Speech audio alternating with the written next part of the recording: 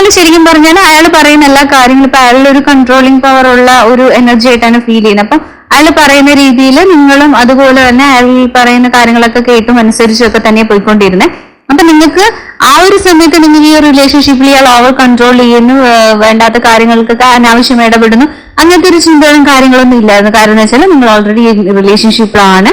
അപ്പൊ നിങ്ങൾ അയാളെ വളരെയധികം സ്നേഹിക്കുന്നുണ്ട്. അപ്പൊ അയാളുടെ ആ ഒരു കൺട്രോളിങ് പവറൊക്കെ നിങ്ങൾക്ക് ചിലപ്പോൾ ഒരു ഇഷ്ടമായിട്ടൊക്കെ തന്നെയായിരിക്കും തോന്നിയിരിക്കുന്നത്.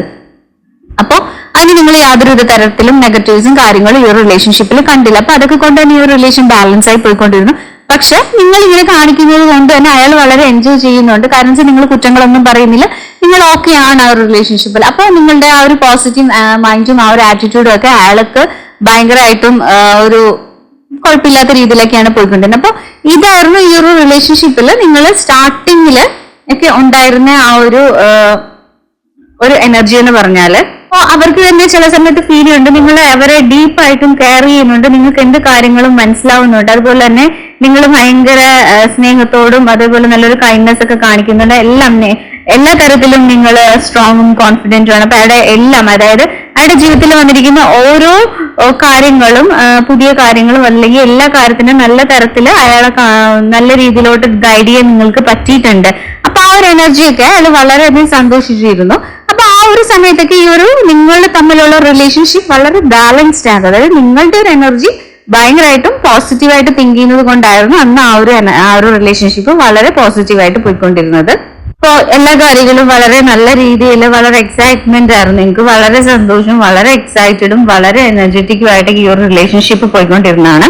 അപ്പൊ നിങ്ങൾ അതുപോലെ എൻജോയ് ചെയ്തു. പക്ഷെ സഡൻ ആയിട്ട് അവിടെ ഒരു ചേഞ്ച് സംഭവിക്കുകയാണ് ചെയ്തത്. അതായത് ഇയാൾ ഇത്രയും നാൾ ഉണ്ടായിരുന്നു, അതിൽ നിന്നൊക്കെ ഡിഫറെന്റ്. അതായത് അയാളുടെ ഉള്ളിൽ അയാൾക്ക് എന്തോ ഒരു ആഗ്രഹം ഉണ്ടായിരുന്നു.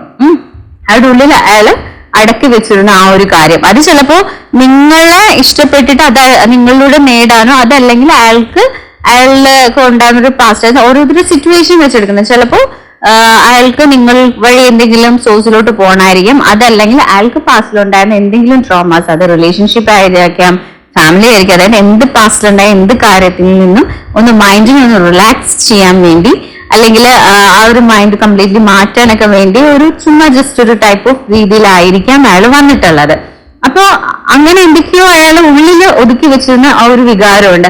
അതൊക്കെ പതുക്കെ അയാൾ നിങ്ങൾ എടുത്ത് കാണിക്കുന്നില്ല, പക്ഷെ അയാൾ ഓട്ടോമാറ്റിക്കലി അയാൾക്ക് എന്താണോ വേണ്ടത് ആ ഒരു ഡെസ്റ്റിനേഷനിലോട്ട്, അതായത് ആ ഒരു സ്ഥലത്തേക്ക് അയാൾ കൂടുതൽ കോൺസെൻട്രേറ്റ് ചെയ്ത് അയാളുടെ ടാർഗറ്റ് എന്താണ് അതിലോട്ട് അയാൾ ഫോക്കസ് ചെയ്ത് അയാൾ പോവാൻ തുടങ്ങി.